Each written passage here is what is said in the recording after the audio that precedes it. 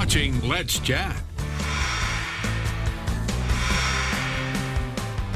Obviously, the weather is getting hotter and hotter, and that means more and more the gardens are ready to be picked, harvested, and canned.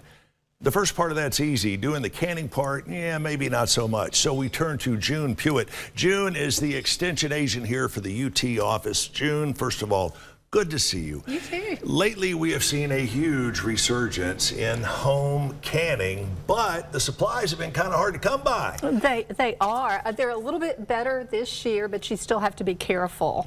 I noticed in one of the things where one of the stores where everything cost one price, the low price thing, trying to get by without saying their name.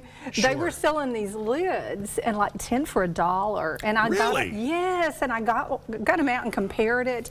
And this sealing compound is really what makes your can safe, the jar safe. And theirs was so thin, I would not can in it. So you need to be careful at what you're purchasing. And I do want to focus on the safety aspect of canning. When it comes to doing this and doing it properly for things you'll be able to use for years, you don't want to skimp.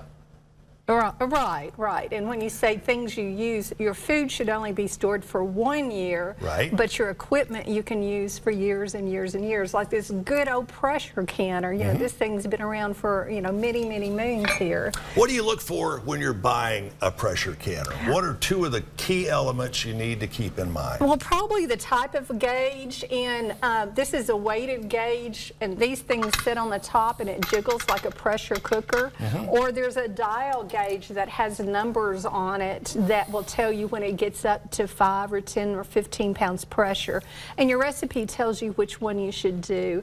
And then just the size, because they're making them small now. And first of all, you need to check your cooktop, Chip, because glass cooktops, not all of them, you can't can on them, even just regular water bath canning. What are some of the newer trends that we have seen in home canning? Quick and easy things, and in our classes we do that. Like we talk a little bit about fermentation, and this is a canning jar that has a vent in it, a special top, and it has, like, I call it a mashed potato masher on one end and a slinky on the other, and that actually compresses your food down and keeps it submerged so that it can ferment in the liquids during the fermentation process. So those are available in the big box stores.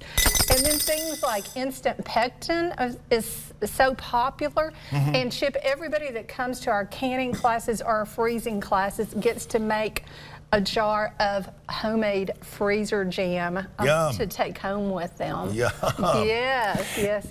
Not that I've done a whole lot of canning, although I've seen a lot of it done over the years. When you get into canning salt or pickling salt, I guess, a bag of pickling salt can last you a long, long time. It can. I recommend people to share it with their neighbors or their friends that do canning, because I have been canning on that one a couple of years now. All right, I know that you have recently added a freezing foods class. Why did you decide to add that?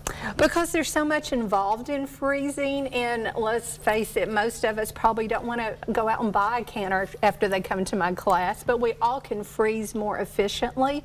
And people, we talk about if they're purchasing a refrigerator freezer combination, the advantages and disadvantages of having the side-by-side versus the freezer on top and the freezer on bottom.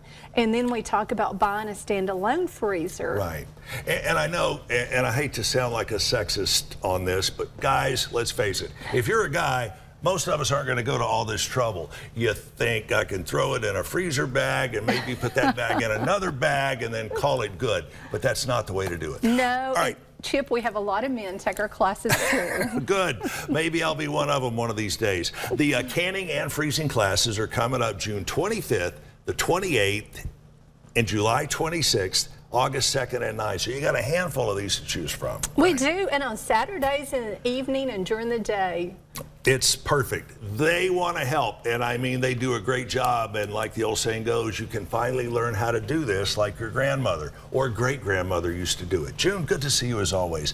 Find out more by checking out the University of Tennessee, the UT Extension office. It's quick, it's easy, it's a phone call away at 209 8560 209 8560. We got to run. We'll see you back here later on today at noon here on News 12.